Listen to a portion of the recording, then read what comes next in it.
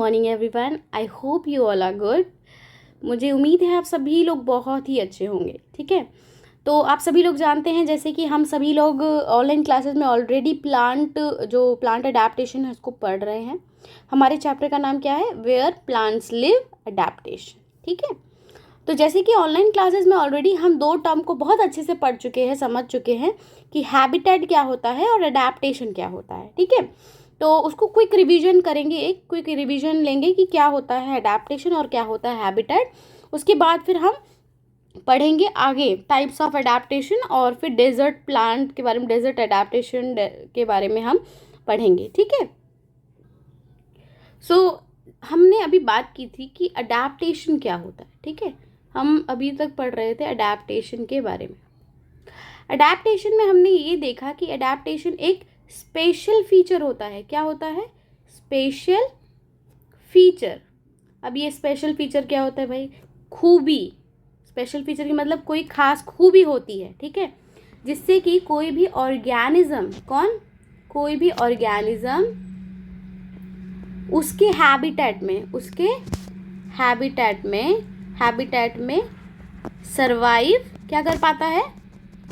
Survive का मतलब आप समझ लीजिए कि जिंदा रह पाता है। ठीक है, सरवाइव कर पाता है। ठीक है, तो अब मैं इसको फिर से अडेप्टेशन को समझूं तो सॉरी, ये स्पेलिंग गलत हो गई है, इसको मैं ठीक कर देती हूँ। अडेप्टेशन। ओके, तो अडेप्टेशन एक स्पेशल फीचर। चलो अब स्पेशल फीचर को हम समझते हैं।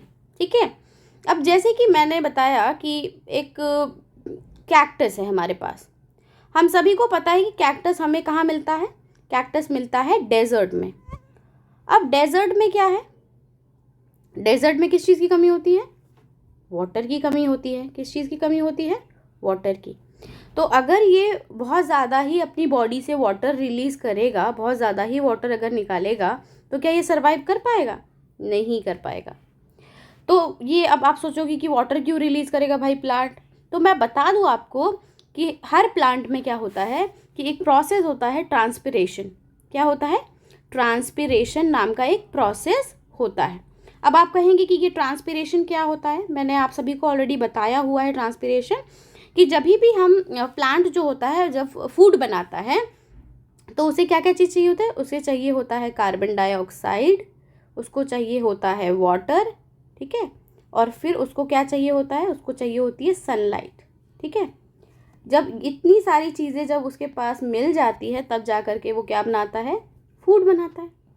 अब जब ये वाटर बहुत ज़्यादा ही, सपोज कर लो खाना बन गया और कुछ जो वाटर था वो एक्स्ट्रा रह गया प्लांट के पास, तो वो एक्स्ट्रा वाटर को रोज़ वो ट्रांसपिरेशन मतलब लीफ के थ्रू बाहर निकाल देता है। ठीक है, तो इस प्रोसेस को हम ट्रांसपिरेशन कहते हैं। इसमें क्या होता है?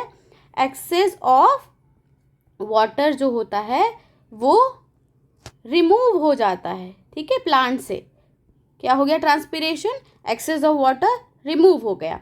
चलिए इसको मैं अभी क्लियर करती हूँ और फिर हम इसको फिर से शुरू करते हैं। तो जैसे कि मैंने बताया कि डेजर्ट के पास क्या होता है? डेजर्ट के पास स्पिन्स होते हैं। ठीक है, कांटे होते हैं, स्पाइंस।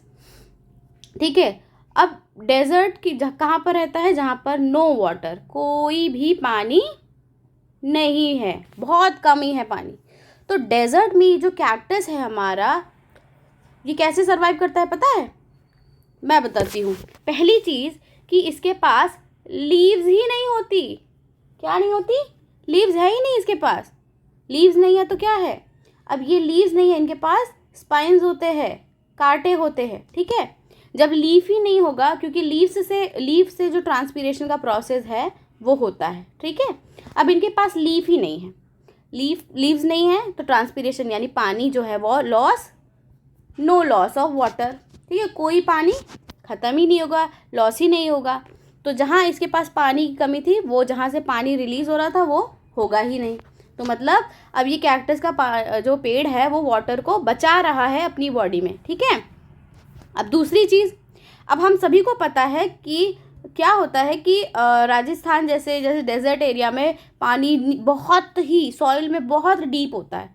तो कैक्टस का पेड़ का ये जो रूट होता है ना, ये बहुत ही अंदर तक जाता है, पता है आपको?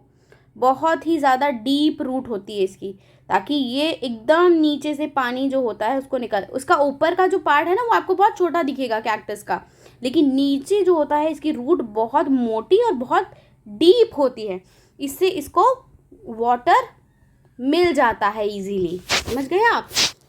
तो किस तरीके से डेजर्ट अडेप्ट करता है हमने देख लिया। ठीक है, अडेप्टेशन क्या हो गया, स्पेशल फीचर हो गया। अब सोचो कि कैक्टस के पास क्या क्या स्पेशल फीचर हो गए। चलो डिस्कस करते हैं कैक्टस के स्पेशल फीचर। दो मैंने अभी आपको बताए। पहला डीप रूट, पहला क्या हो गया, डीप रूट। दूसरा क्या हो गया, नो लीव, कोई लीव्स नहीं है उसके पास। तो अगर सोचो अगर इसके पास डीप रूट नहीं होती तो क्या ये पानी नीचे एकदम अंदर से एब्जॉर्ब कर पाता? नहीं। अगर ये पानी ही नहीं बना पाता, नहीं ला पाता, तो क्या बिना पानी के कोई फोटोसिंथेसिस होता? क्या कोई फोटोसिंथेसिस? फोटोसिंथेसिस मतलब खाना बना पाता क्या? नहीं बना पाता। और जब खाना ही नहीं बना पाता तो प्लांट क्या सरवाइव कर पाता? हाँ, सरवाइव भी नहीं कर पाता। समझ में आया special feature of desert, desert plant यानी कि कैक्टस। ठीक है, इसी तरीके से बहुत सारे जो प्लांट्स होते हैं, सपोज कर लो ये तो डेजर्ट प्लांट हो गया। ठीक है, डेजर्ट प्लांट सरवाइव कर गए।